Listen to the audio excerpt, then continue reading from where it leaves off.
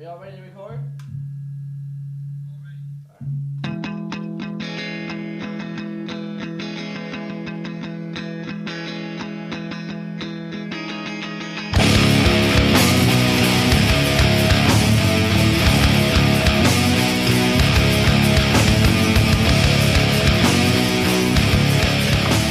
All right. Let's see if I still know how to do this. It's been a little bit. And there's quite a lot of information that I have to dole out this time. I'm going to keep it kind of simple, like I have the past episode or two. This is something new for me. I've decided to go on and create a series, so to speak, where I talk about certain words that mean a lot, not just to me, but to everybody who's been on the show so far and everybody who will be on the show in the future. Today, I decided to go with the word resilience or resiliency, either or. They're interchangeable, really. So I was thinking about this because on April 15th, I took my physical test for the police department. And even though I have been training like an absolute madman, like every single day, 6 days a week with Sundays off, and I'm not even good at taking that day off. I do something on that day. I don't just sit around and do nothing. So I blew through the run really fast, a lot faster than I thought I would. And then I got to the obstacle course. I got over that first wall, got over the next obstacle, hopped over the next fence, climbed through the window, hopped over the next wall, went around, went through this little tube, and then got to the monkey bars. But at the time, my confidence was really high, because I'd been doing everything pretty solidly at my house. So I step up on the little step that they have there. I grabbed it, and the bar, again, this is not their fault. This is my fault. I didn't prepare adequately, obviously. I grabbed the bar, and it's a lot thicker than I anticipated it on being. I switched hands again, and in the middle of that switch, I fell. So I had to start that particular obstacle over again. So got up, did the same thing, got about one more further, and fell. And it happened 2 more times. And then I heard the thing that nobody wanted to hear, which is through a microphone, was, "Karo, walk it out," which just basically, or run it out, I'm sorry. So I ran the rest of the obstacle course knowing at that point that I could have came in at a minute 10 at that point, that I wasn't going to pass because I didn't get through that course. Now, that day, I posted something, and not even that day. I walked back to my car after the test was over, and I talked to a few people that were doing the test with me. I talked to a couple of people about it, and then I went back to my car. And I'm not the type of person that writes anything that's all that upsetting or anything like that. That's just not who I am. So I wrote on my page that life is full of expectations, full of levels. I have the most unfortunate job right now to let every single one of you know that I failed that test. This cuts to very deep to me. I passed every single part. I just didn't pass the monkey bars on the obstacle course. Had the right time, the right motivation, and everything I just explained to you about what happened. I feel utterly ashamed to have not just let myself down, but I let all of you down. So I'm going to take time to myself, blah, blah, blah. You know what I mean? So I was giving myself my own little pity party, which it wasn't like me. And especially the me that I've built over the past couple of years. So this thing just kept going off in my head of the old expression, the world, life is 90% what happens to you and 10% how you react to it, or vice versa, one of those things. And I was reacting poorly to it. So instead of getting up, brushing off, and getting back after it, I laid there like a bitch. I laid there and cried in my soup, essentially. And I just wasn't having it, you know. I think that I beat myself at that point. I got into my own head, and that's never a healthy thing.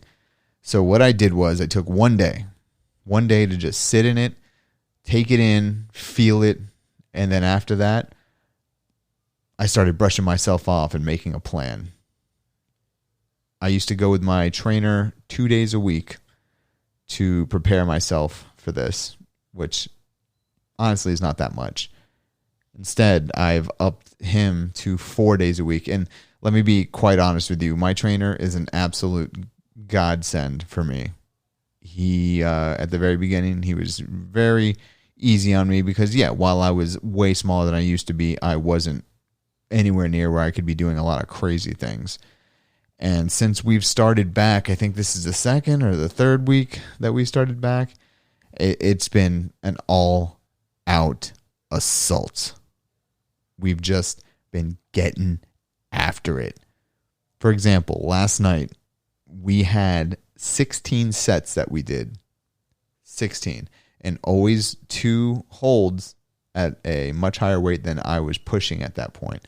So just for a round number, if I did a lat pull down at 100 pounds, the hold for the lat pull down was 160 for a minute.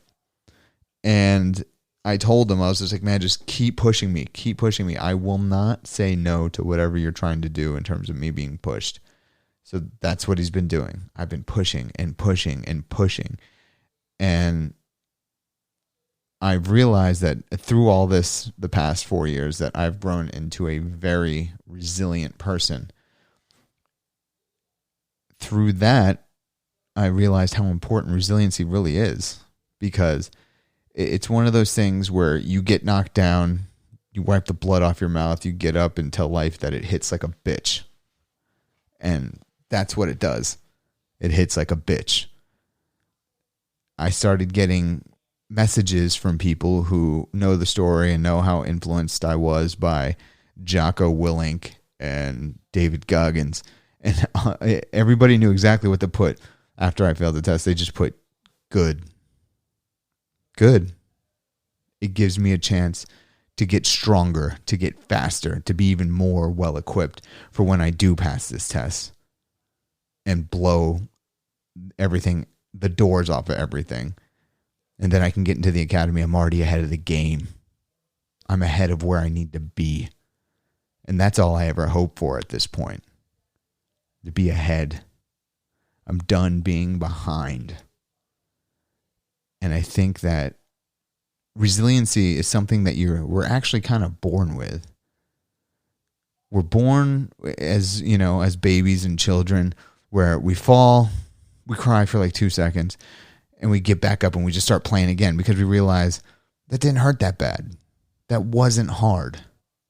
And then as we get older, these perceived hardships, yes, they do get harder because, if we fall when we're 20, we're like, yeah, whatever, who cares? Let's just keep going. But, you go through things, you lose friends, you lose family members, things like that. And those become your hardships. You lose a job like a lot of people have in the past year.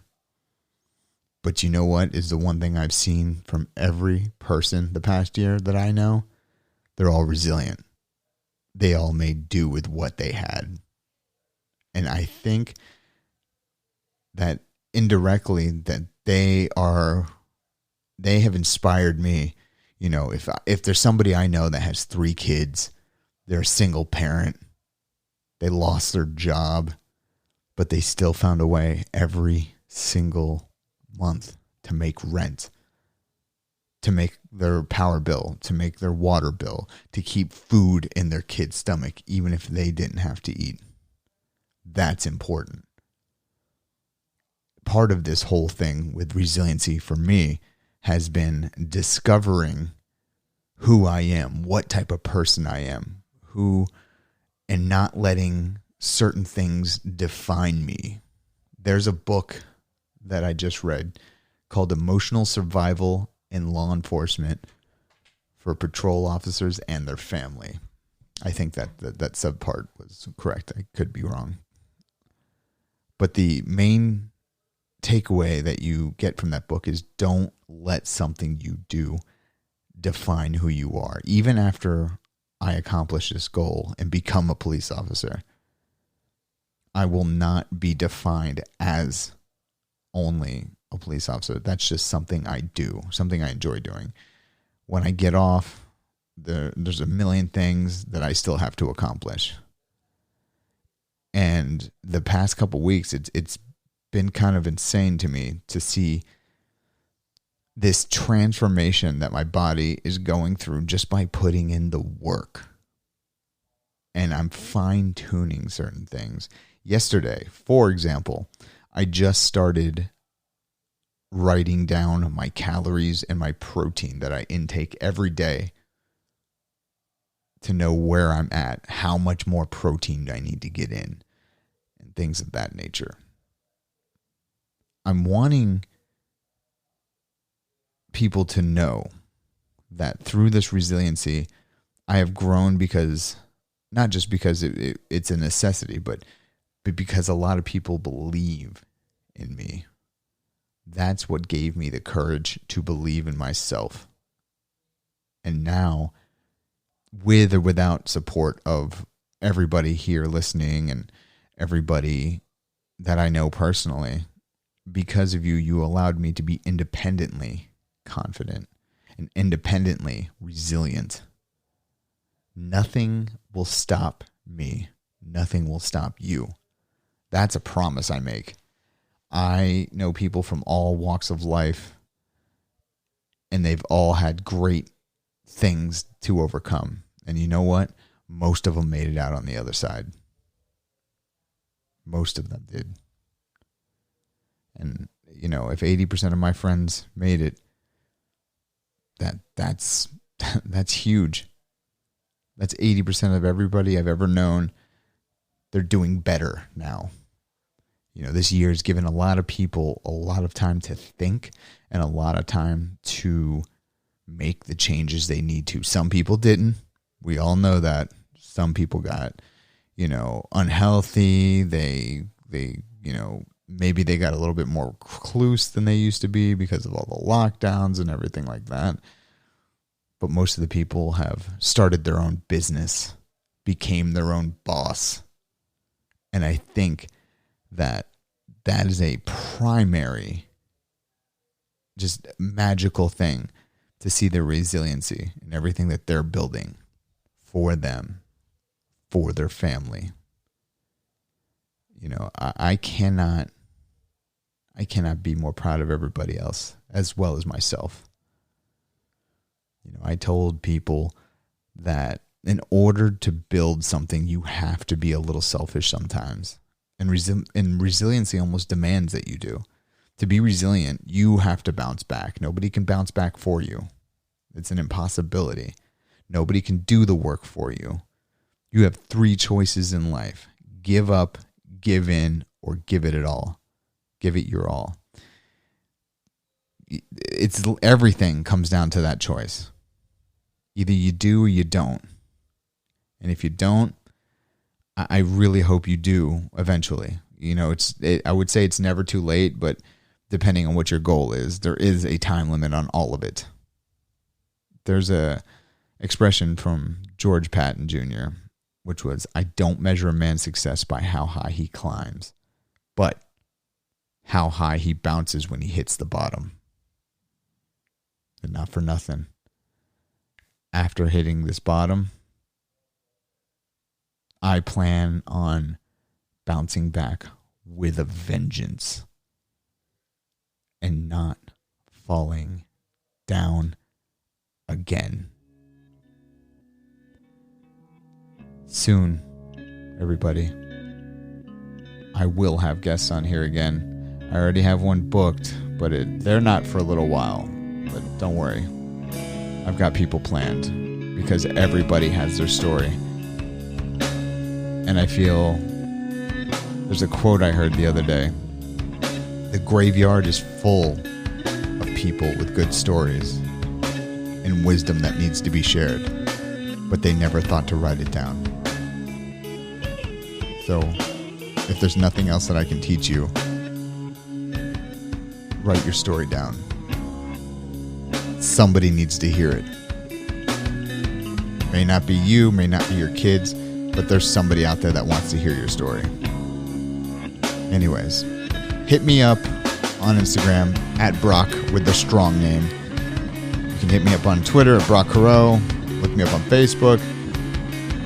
Hell, if you want to be on the show, let me know. We'll see if we can make it happen. All right, guys.